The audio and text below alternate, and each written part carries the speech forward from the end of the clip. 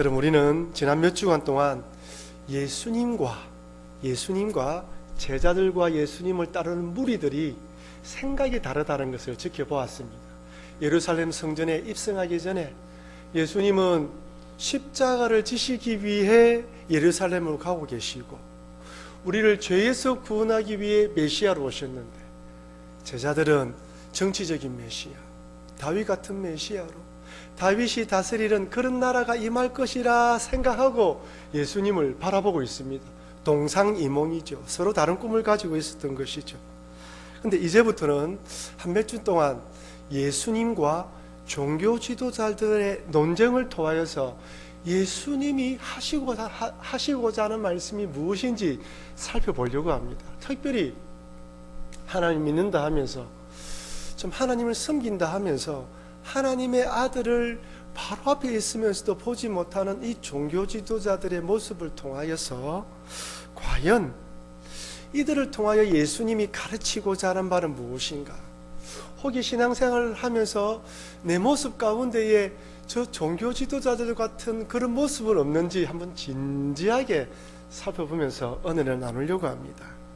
그래서 이 말씀을 통하여서 참 주님께서 보여주시는 것들이 있다면 버릴 것은 버리시고, 참 던질 것은 던져버리셔서 참 주님 원하시는 삶을 살아가시는 여러분과 제가 되길 주의 이름으로 축원합니다.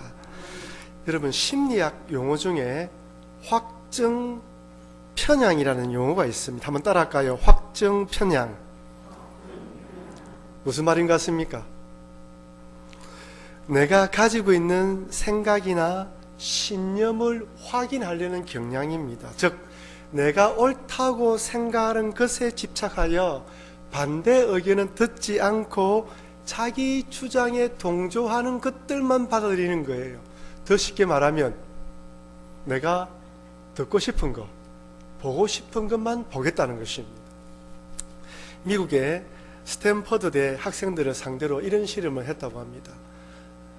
사형제도에 찬성하는 학생들과 사형제도에 반대하는 학생들에게 사형제도의 효과에 관한 상반된 두 가지 연구 결과를 제공해 주었습니다. 즉, 한 연구는 사형제도가 범죄 효과를 줄인다라는 긍정적인 것이고, 또 다른 연구 결과는 소용이 없다, 여전히 범죄는 똑같다라는 그 연구 결과를 동시에 주었습니다. 그렇다면 사형제도에 찬성하는 학생들은 찬성하는 논문과 반대하는 연구 결과를 중에서 어떤 걸 받아들였을까요? 아니, 사형제도에 반대하는 학생들은 이 두 연구 결과 중에서 어떤 연구 결과를 받아들였을까요? 사형제도에 찬성하는 학생들은 역시 그렇지 하면서 사형제도가 옳다고 주장하는 연구 결과만 받아들였고, 사형제도에 반대하는 학생들은 사형제도가 범죄를 억제하는 효과가 없다는 연구 결과만 받아들여서 서로가 서로의 의견을 더 확고하게 만들었다고 합니다. 이것이 바로 확증 편향이에요. 반대 의견을 받아들이면서 그럴 수도 있겠다라고 생각하는 것이 아니라 오히려 내 생각에 맞는 쪽만 받아들여서 자기 주장을 확고하게 만든다는 거예요. 근데 여러분, 개인이나 한 집단이나 한 공동체가 어떤 이윤에 따라서, 공동체의 이윤에 따라서 이런 확증 편향에 딱 빠지게 되면 그때부터는 집단 이주의에 빠지게 됩니다. 무엇이 참인지 무엇이 그런지 분별하지 않고 우리의 이익을 위해서 무조건 반대하게 되는 것이죠. 오늘 본문에 예수님을 죽이려고 꾀하는 이 종교 지도자들을 한번 보십시오. 보고 싶은 것, 듣고 싶은 것만 듣는 확증 편향이 어떻게 사람의 눈과 귀를 멀게 하는지 보여주는 예와 같은 사람들입니다. 지난주에 살펴본 대로 예수님께서 예루살렘 성전에서 장사하는 자들을 쫓아내시며 짐승들을 다 몰아내시고 돈 바꾸는 자들의 상을 엎으셨습니다. 그러자 이 모습을 본 종교 지도자들은 야, 이제 예수님 저 죽여야 되겠다, 가만히 놔두면 큰일 나겠다라고 생각합니다. 누가복음 19장 47절 말씀 우리 같이 읽어보겠습니다. 예수께서 날마다 성전에서 가르치시니 대제사장들과 서기관들과 백성의 지도자들이 그를 죽이려고 꾀하되. 대제사장, 서기관, 백성의 지도자, 종교 지도자, 정치 지도자 합심이 되었습니다. 모두에게 예수님이 적이 된 것이죠. 근데 여러분, 예수님은 지금까지 온갖 병자를 고쳐주시고 귀신 들린 자에서 귀신을 쫓아내시고 심지어 죽은 자를 살리셨습니다. 누가 보아도 하나님의 능력이 예수님과 함께하는 것이죠. 예수님 말씀은 어떻습니까? 모든 사람들이 권위 있는 말씀에 탐복을 했습니다. 권위 있는 말씀을 탐복하며 하나님이 주시는 말씀이라고 받아들였습니다. 그래서 6월절에 예수님께서 예루살렘에 입성하시자 메시아라고 생각하고 자기 옷을 벗어서 예수님을 환영했단 말이에요. 그런데 아이러니하게도 종교 지도자들과 정치 지도자들은 예수님을 죽이려고 합니다. 하나님을 섬기는 종교 지도자들, 하나님의 말씀을 전하는 종교 지도자들, 하나님의 뜻을 대변하는 종교 지도자들이 하나님의 아들이 자기 눈앞에 있는데 보지 못하고 있다는 것이죠. 여러분, 왜 이들은 하나님의 아들을 아들로 볼 수 있는 눈이 감긴 것일까요? 두 가지입니다. 첫 번째는 시기심입니다. 혜성처럼 등장한 예수님께로 사람들이 몰려가자 이제는 자기들에게 몰려왔는데 이제는 사람들이 예수님께로 몰려가자 시기심이 생기기 시작했습니다. 자기의 말을 근위 있는 말씀으로 받아들이는데 예수님 말씀을 더 따르기 시작했습니다. 예수님 따르면 출교한다고 엄포를 놓아도 듣지를 않아요. 로마의 총독인 빌라도도 종교 지도자들이 예수님을 고발하자 시기심 때문이라는 것을 알았어요. 마가복음 15장 10절입니다. 이는 그가 대제사장들이 시기로 예수를 넘겨준 줄 알미러라. 여러분, 빌라도가 단순히 종교 지도자들이 예수님을 재판에 넘겼기 때문에 시기심을 가졌다는 것이 아닙니다. 조사를 쫙 한 거예요. 여러분, 그 당시에 예수님이 그렇게 인기가 많았다면 사람들을 풀어서 뒷조사하지 않았겠습니까? 다 조사해보고 상황을 보니까 예수는 잘못이 없는데 종교 지도자들이 자기들의 시기심 때문에 고발했다는 걸 다 알았던 것이죠. 두 번째는 무엇입니까? 기득권을 유지하기 위해서입니다. 방금 말씀드린 것처럼 예수님이 등장하기 전에는 종교 지도자들로서 모든 사람들에게 인정도 받고 또한 종교 지도자로서 명예와 권위 또한 성전에서 장사하는 것을 이권도 취득했습니다. 많은 기득권을 누리고 있었던 것이죠. 근데 사람들이 예수님께 몰려가면서 자칫 잘못하며 지금까지 누려왔던 기득권도 빼앗길 것이라 생각하게 되었습니다. 여러분, 처음부터 종교 지도자들이 예수님을 죽이려고 한 것은 아닙니다. 그런데 사복음서를 읽어보면 갈수록 관계가 나빠지는 것을 알 수 있어요. 예수님께서 종교 지도자들과 충돌하는 장면이 자주 등장하는데 처음에는 안식일 문제로 논쟁을 합니다. 예수님의 제자들이 밀밭 사이를 지나가다가 배가 고파서 밀밭을 잘라서 먹었는데 왜 안식일에 밀을 비벼서 일을 하는 행위를 했냐라고 비난하기 시작합니다. 그리고 이어서 안식일에 손 마른 자의 손을 고쳐주시고 18년 동안 허리가 아픈 자의 허리를 고쳐주시고 베데스다 연못에서는 38년 된 병자를 고쳐주셨는데 왜 긴급을 요하지 않는 환자, 월요일, 화요일, 평일에도 고칠 수 있는 환자를 왜 안식일날 고쳐주느냐고 질책하기 시작합니다. 종교지도자들이 제정한 안식일 규정에는 긴급을 요구하는 것은 치료할 수 있지만 만성병에 대해서는 고치지 못하게 만들어 놓은 것이죠. 그래서 예수님께서는 너희들은 짐승이 웅덩이에 빠지면 건져내고 또한 짐승에 물을 줄 때는 그 짐승을 데리고 풀어놓으면서 왜 아픈 자를 고쳐주는 것에 대해서는 이렇게 하느냐, 안식일 규정에 대해서 잘못 적용하고 있다는 것을 말씀합니다. 누가복음 13장 15절 16절입니다. 주께서 대답하여 이르시되 외식하는 자들아, 너희가 각각 안식일에 자기의 소나 나귀를 외양간에서 풀어내어 이끌고 가서 물을 먹이지 아니하느냐?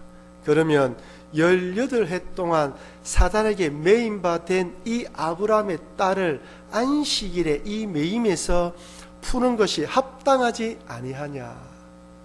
너희 짐승들을 먹이면서 하나님께서 죄의 병에 고통당하고 있는 자를 고치는 것이 무엇이 잘못되었느냐? 합당하다는 것입니다.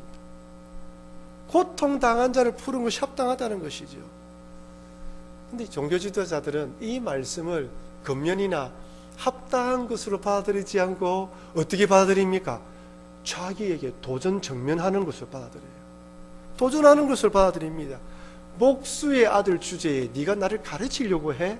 이렇게 받아들이는 거예요. 사실 종교 지도자들 입장에서는 지금까지 예수님처럼 이렇게 안식일 문제로 시비를 거는 사람이 있었겠습니까? 아무도 없었을 것입니다. 그냥 다 따랐던 것이죠. 그런데 이렇게 안식일 규정으로 예수님에 대해서 좋지 않게 생각하고 있는데 이번에 예루살렘 성전에 들어오셔서 매매하는 자를 쫓아내시며 상을 뒤엎고 짐승들을 쫓아내니까 지금 무슨 일을 하고 있습니까? 종교 지도자들이 허락하에 장사를 하고 있는 자들을 쫓아냈으니까 종교 지도자들을 정면으로 도전한 것입니다. 비판한 것이죠. 그러니 이대로 두었다간 이젠 병해가 아니라 자기의 이득까지 끊어지겠다라고 생각하면서 어떤 마음을 가지게 되었습니까? 죽여야 되겠다 마음을 가지게 된 것입니다. 이렇게 시기심과 기득권을 유지하려는 악한 마음으로 예수님을 적과 원수로 딱 생각하고 난 뒤부터 종교 지도자들과 정치 지도자들은 한 마음이 되어서 예수님에 대해서 죽일 끈덕지만 찾게 되는 거예요. 이것이 바로 확정평양입니다. 왜? 내 이득을 위해서, 나의 주장을 위해서 저 사람은 죽어야 되는 거예요. 그때부터 예수님이 아무리 좋은 일, 선한 일, 바른 일을 하여서 사람들이 영향력을 끼치면 끼칠수록 어떻게 됩니까? 더 원수가 되는 거예요. 예수님께서 하시는 바른 말씀은 귀에 들어오지 않고, 선한 행위에 대해서는 눈에 들어오지 않고, 어떻게 하면 꼬투리를 잡을까? 어떻게 하면 잘못한 것을 잡아드릴 수 있을까? 넘어뜨리려고 하는 것입니다. 그래서 시기심과 이런 기득권이라는 탐욕에 한번 딱 사로잡히게 되면 눈과 귀가 다 멀어지게 됩니다. 그래서 오늘 이후부터 이 종교 지도자들은 예수님을 잡아 죽이려고 오늘은 권위 논쟁, 그리고 다음 주에는 세금을 누구에게 바쳐야 되느냐 문제, 그다음 사두개인이 와서 부활에 대해서 묻고 계명에 대해서 묻습니다. 예민한 주제들을 가져와서 꼬투리만 딱 생기면 잡으려고 이야기하는 것이죠. 그러면서 어떻게 하면 예수님에 대한 이런 안 좋은 생각으로 가득 찬 걸 볼 수 있습니다. 여러분, 제가 종교 지도자들에 대해서 이렇게 말씀드리면 목사님, 그것은 종교 지도자들의 문제이지 우리들의 문제는 아닙니다 라고 말씀하시는 분이 있을 거예요. 여러분, 정말 여러분들은 종교 지도자처럼 내 이익을 위해서 예수님을 죽이려고 한 적은 없습니까? 아마 제가 이름으로 목사님 무슨 말씀을 하십니까? 절대로 그런 적 없습니다. 한번 가만히 생각해 보십시오. 정말 시기와 미움, 이권과 기득권, 돈 때문에 예수님을 모른 척하고 살아오지는 않습니까? 우리가 따지고 보면 종교 지도자들만큼 그러지 않는다 하더라도 몰래 아니면 어쩔 수 없어서 그렇게 할 때도 많이 있다는 거예요. 이런 모습들 때문에 때로는 내 기도대로 응답해 주지 않는 하나님에 대한 섭섭함 때문에 믿음의 자리에서 물러난다는 것이죠. 시기심, 이윤, 기득권, 자존심, 미움, 욕망 등에 사로잡히면 우리들도 얼마든지 이렇게 바라볼 수 있다는 것입니다. 신앙생활하면서 예수님이 원하는 신앙생활을 하는 것이 아니라 나를 위해서 신앙생활을 한다는 것이죠. 그러니 만약 나를 변화시키고 고치시려는 하나님 말씀은 귀에 들어오지 않고 내 생각과 주장에 맞는 말씀만 받아들이고 있다, 내 자신이 그렇다 이러면 빨리 돌이켜야 됩니다. 지금 내가 내 고집대로 살아가고 있구나, 내 주장대로 종교 지도자처럼 살아가고 있구나 생각하면서 돌이켜야 된다는 것입니다. 예수님을 해치기로 작정한 종교 지도자들이 예수님을 합법적으로 죽일 수 있는 방법 두 가지가 있습니다. 첫째는 무엇이죠? 이단으로 몰아붙이는 거예요. 두 번째는 무엇입니까? 로마를 대항하는 반란자로 몰아붙이는 거예요. 그래서 종교 지도자들은 예수님을 찾아와서 이렇게 묻습니다. 20장 1절 2절입니다. 우리 같이 한번 읽어볼까요? 하루는 예수께서 성전에서 백성을 가르치시며 복음을 전하실새 대제사장들과 서기관들이 장로들과 함께 가까이 와서 말하여 이르되 당신이 무슨 권위로 이런 일을 하는지 이 권위를 준 이가 누구인지 우리에게 말하라. 여러분, 지금 예수님이 어디 계십니까? 성전이죠. 성전은 쉽게 말해서 누구 바운더리입니까? 종교 지도자들의 자기들의 일을 하고 있는 곳이에요. 지금 그곳에서 예수님이 가르치고 있어요. 그래서 이렇게 묻는 것입니다. 당신이 누구인데 지금 성전에 들어와서 그렇게 장사하는 자를 업고 쫓아내느냐? 누구인데 이 성전에서 가르치고 있냐는 거예요. 여러분, 앞서 말씀드렸다시피 성전에서 장사하려면 누구 허락받아야 됩니까? 종교 지도자죠. 성전에서 가르치려면 누구 허락받아야 됩니까? 종교 지도자. 네가 누구인데 여기 와서 이렇게 하냐는 거예요. 여러분, 종교 지도자가 아무나 될 수 있습니까? 목사가 되려면 신학교를 졸업하고 강도사 인을 받아야 되고 목사 시험을 치고 허락을 받아야 됩니다. 종교 지도자도 마찬가지죠. 그 당시 대제사장은 레위 지파, 즉 사독계열에 있는 사람들 중에 대제사장이 될 수 있습니다. 서기관들도 랍비 교육을 받은 사람 중에서 3인의 랍비가 저 사람은 랍비로 괜찮습니다, 추천받아야 랍비가 될 수 있어요. 장로들은 어떻습니까? 그 시족 사회에서 우리처럼 투표해야지만 장로가 될 수 있어요. 근데 예수님은 어떻습니까? 정식 교육을 받았습니까? 아무것이 받은 것이 없어요. 그래서 만약 종교 지도자들이 예수님에게 당신이 무슨 권위로 이렇게 합니까? 라고 이야기했을 때 만약 예수님이 하나님으로부터 권위를 받았습니다라고 말하면 어떻게 이야기를 할까요? 신성모독죄로 종교재판을 할 수 있습니다. 그리고 만약 누구에게 배웠습니다라고 이야기를 하면 배운 적이 없거든요. 그러면 자격이 없는 사람이 가르치기 때문에 자격 없는 사람으로 몰아붙여서 잡을 수가 있는 거예요. 여러분 생각해 보십시오. 이 강대상에서 저는 목사 한 수를 받았고 또 목사 자격증 있지 않습니까? 나중에 알고 봤더만 자격증이 없어. 자기가 비행기 타고 머리 안수하고 목사가 되었어. 그럼 고발하면 되는 거예요. 똑같은 이치입니다. 이렇게 대답하든 저렇게 대답하든 예수님을 잡아 가둘 수 있는 것이죠.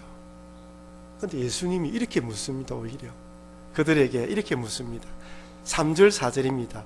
대답하여 이르시되 나도 한 말을 너희에게 물으르니 내게 말하라. 요한의 세례가 하늘로부터냐 사람으로부터냐? 똑같은 질문이죠. 예수님께서 역으로 질문합니다. 그 당시 유대인들은 세례 요한을 누구로 생각하고 있습니까? 하나님께서 보내신 선지자로 받아들였어요. 그래서 광야로 몰려가서 말씀을 듣고 세례까지 받았습니다. 공공연하게 드러내놓고 선지자 말하지 않았지만 모든 사람들이 세례 요한의 말씀을 듣고 선지자로 생각하고 있단 말이에요. 그런데 세례 요한이 선지자가 아니다라고 이야기를 하면 사람들이 당신이 무엇인데 그렇게 이야기하느냐라고 돌에 맞아줄 수 있고, 선지자라고 이야기를 하면 왜 그러면 당신은 가서 세례를 받지 않느냐라고 이야기를 들 수 있으니까 진퇴양난에 빠진 것이죠. 심히 고민이 되었습니다. 여러분, 제가 질문하겠습니다. 만약 여러분들이 종교 지도자라면 어떻게 대답해야 될까요? 아니, 여러분들이 종교 지도자라면 그 당시에 그렇게 센세이션한 방향을 일으킨 세례 요한에 대해서 어떤 입장을 가지고 있어야 될까요? 맞다, 틀렸다라는 둘 중에 하나 입장을 가지고 있어야 되지 않겠습니까? 근데 대답을 어떻게 합니까? 알지 못한다고 대답합니다. 이래도 못하고 저래도 대답 못하니까 알지 못한다고 대답합니다. 이 얼마나 무책임한 사람들입니까? 백성들을 이끌어서 하나님께로 인도하는 사람들이 세례 요한에 대해서 자기 입장이 없다고 이야기를 해요. 무책임한 것이죠. 아마 종교 지도자들은 세례 요한이 등장해서 사람들이 몰려갈 때에도 동일하게 예수님께로 사람들이 몰려가는 것처럼 불안해하며 시기했을 것입니다. 그런데 감사하게도 헤롯이 세례 요한을 죽여버려요. 자기의 힘으로 더 이상 적이라고 할 수 있는 세례 요한에 대해서 언급할 필요가 없는 것이죠. 속으로 아마 안도의 한숨을 쉬지 않았을까라는 생각이 듭니다. 그러니 더 이상 세례 요한에 대해서 말하고 싶지 않았던 거예요. 그들의 관심이 어디에 있다고요? 나의 기득권입니다. 우리 동일합니다. 우리가 예수님 믿으면서 나의 이윤, 나의 명예, 나의 자존심 이것만 추구하게 되면요, 하나님의 말씀이 나에게 들어왔을 때 비교하게 되면서 하나님의 말씀을 붙들고 나의 자존심과 나의 욕심을 내려놓는 것이 아니라 내 욕심에 사로잡히게 되면 하나님의 말씀을 모른 척합니다. 귀에 좋은 말씀 받아들이고 순종하게 요구하는 말씀은 모른 척하거나 저 말씀은 내 남편이 들어야 돼, 저 말씀은 누가 들어야 돼, 다른 사람이 돌리게 된다는 거예요. 그렇다면 여러분, 우리들이 종교 지도자처럼 이권과 탐욕 이런 것에 사로잡혀서 확정 편향에 사로잡히지 않으려면 어떻게 하면 되겠습니까? 첫 번째는 한번 따라할까요? 말씀 앞에서 정직합시다. 사람은 누구든지 자기 듣고 싶고 보고 싶은 것에 집중하기 마련입니다. 칭찬과 사탕 발린 말 다 좋아합니다. 저도 좋아합니다. 하지만 충고와 조언은 듣기 싫어합니다. 내 마음에 들은 말씀, 내가 원하는 말씀에는 아멘하지만 십자가를 지는 순종을 요구하는 말씀에는 아멘하지 못할 때가 많습니다. 좋고 즐거울 때는 괜찮지만은 힘들고 어렵고 희생하고 섬겨야 될 때, 내 호주머니에 쥐고 있는 것을 놓아야 할 때는 쉽지가 않아요. 정직해야 됩니다. 하나님의 말씀을 있는 그대로, 말씀을 읽고 묵상하고 기도할 때, 말씀을 들을 때 그 말씀이 내 삶을 개혁하기 원하고 변화하기를 원한다 한다면 힘들지만 그 말씀을 따라 살려고 노력하고 기도해야 됩니다. 성령님 나를 도와주십시오, 나를 변화시켜 주십시오, 나와 함께 해주십시오 라고 끊임없이 말씀 앞에서 정직하게 서는 훈련을 하지 않으면 한 귀로 듣고 한 귀로 흘러버리게 되는 거예요. 말씀을 읽으면서 정직하게 서는 훈련을 해야 됩니다. 기존의 나의 생각과 사고관을 확고하게 하는 말씀만 붙들지 마시고 굳어진 사고와 강팍한 마음의 밭을 기경하는 말씀, 변화와 개혁을 요구하는 말씀에도 순종하시는 여러분과 제가 되길 바랍니다. 두 번째는 한번 따라할까요? 나와 다르다는 것을 인정해야 합니다. 여러분, 틀림과 다름의 차이가 무엇인 줄 압니까? 한번 보십시오. 다름은 비교의 대상과 같지 않다는 뜻이고, 틀림은 정해놓은 기준에 맞지 않는 거예요. 그러니까 정해놓은 기준에 맞지 않는 것은 틀렸다는 것이고, 비교해서 대상과 같지 않는 것은 다름입니다. 좀 쉽게 설명한다면, 단골 식당을 방문했는데 맛이 예전과 같지 않는 거예요. 그때 맛이 다르다고 표현합니까? 맛이 틀리다고 표현합니까? 다르다고 표현하죠. 맛이 다른 것입니다. 나와 의견이 맞지 않는 것에 대해서는 내 생각과 틀려라고 말합니까? 다르다고 말합니까? 다르다고 말하는 거예요. 내 생각과 다른 것이죠. 하지만 식당에서 분명히 메뉴에 7,000원짜리 밥을 먹고 나왔는데 주인이 실수로 8,000원을 계산했다면 주인에게 주인장 계산이 틀렸습니다, 1,000원 더 내어놓으세요 이야기하는 것이죠. 틀린 거예요. 학교에서 시험 칠 때 정답이 2번입니다. 근데 3번으로 동그라미 쳤는데 선생님이 실수를 해서 맞다고 이야기를 해놨어요. 그럼 어떻게 합니까? 선생님 정답이 틀렸는데 맞다고 했습니다 라고 이야기를 하잖아요. 틀림과 다름을 구별하지 않으면 오해가 생깁니다. 여러분 우리는 보는 관점이 다 다릅니다. 10명의 성도가 있으면 10개의 교회관이 있어요. 나는 이렇게 생각하고 나는 저렇게 생각하는 거예요. 지금 이것이 중요하다 생각하고 저 사람은 저렇게 중요하다 생각합니다. 어떤 사람은 목사의 설교가 제일 중요하다 생각하고 어떤 사람은 행정이 중요하다 생각하고 신방이 중요하다, 성경 공부가 중요하다, 어른들을 품는 것이 중요하다. 다 관점이 달라요. 틀린 것입니까? 다른 것입니까? 다른 것이에요. 틀렸다고 생각하면 대화가 되지 않습니다. 다르다고 생각하면 절충이 있어요. 하나님께서 우리를 가르치시는 것은 우리의 모든 부분들에서 조금씩 변화시키길 원하실 뿐만 아니라 함께 신앙생활하면서 서로의 다름을 또 인정해야 된다는 것이죠. 세 번째로 한번 더 따라합시다. 나도 틀릴 수 있다. 이것을 인정해야 됩니다. 여러분, 완벽한 사람이 있습니까? 완전하지 않아요. 여러분, 코로나19가 터지고 나니까 2주 앞을 계획을 못 잡겠어요. 한 달 후에 이런 계획을 잡았는데 그 다음 주 다 바뀌는 거예요. 어제 맞다고 생각했는데 오늘 틀린 것이 있습니다. 오늘 맞다고 강하게 주장하는데 며칠 지나면 아이고 제가 잘못했습니다 라는 일들이 얼마나 많이 있습니까? 우리 틀릴 수 있는 거예요. 한 사람이 만지면 다 아프고 머리 만지면 머리가 아프고 배 만지면 배가 아프고 얼굴 만지면 얼굴이 아팠어요. 그래서 의사를 찾아가서 선생님 제가 만지는 곳마다 다 아픕니다. 그래서 의사가 진찰을 다 해봤습니다. 머리부터 발끝까지 다 진찰인데 다 정상이에요. 그래도 아프다고 하니까 그럼 큰 병원을 가겠다 해서 소견서를 써주어서 이 사람은 만지면 다 아프다고 이야기합니다. 소견서를 써 큰 병원에 갔어요. 큰 병원에 가서 검사를 쫙 다 했는데 정상이었습니다. 자기는 온몸이 아픈 줄 알았어요. 문제가 어딘 줄 아십니까? 손가락이 잘못된 거예요. 손가락이 잘못되니까 만지는 곳이 다 아픈 것이죠. 자기는 온몸이 아픈 줄 알았다는 거예요. 여러분, 때는 우리가 이런 실수를 할 때가 있어요. 내 손가락이 잘못되었는데 내 머리가 아픈 줄, 내 몸이 아픈 줄. 사랑하는 성도 여러분, 종교 지도자들은 시기심과 기득권 때문에 예수님을 죽이려고 합니다.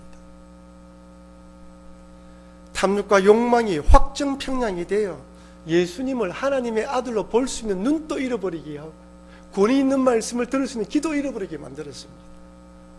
예수님을 찾아가 어떻게든지 죽일 만한 꼬투리만 찾으려고 애를 씁니다. 그래서 오늘 본문에 찾아와서 아니 당신 누구인데 이렇게 가르치고 이렇게 하느냐라고 질문하면서 이렇게 이야기하면 이렇게 걸려고 하고 저렇게 이야기하려면 저렇게 걸려고 괴락을 꾸미고 있습니다. 그러니 여러분, 나도 내 욕심과 탐욕, 미움과 시기 이런 것에 사로잡히면 확정 편향에 사로잡혀서 다른 사람에 대해서 하나님의 말씀도 편파적으로 받아들이고 거부할 수 있다는 것을 잊지 마시고 나와 다름을 인정하시고 나도 틀렸다는 것을 인식하면서 하나님 말씀 앞에서 정직하게 서는 훈련을 하시는 여러분과 제가 되길 바랍니다. 내가 듣기 좋은 말씀에만 귀를 기울이는 것이 아니라 때로는 듣기 싫은 말씀일지라도 순종하여 내 속에 있는 탐욕과 교만, 고집을 무릎 꿇게 해서 매일매일 변화와 개혁을 이루어가야 합니다. 이렇게 살아가는 것이 말씀 앞에 정직하게 사는 복된 삶임을 잊지 마시고 주님 오실 때까지 이런 삶을 살아가시는 여러분과 제가 되길 주의 이름으로 축원합니다.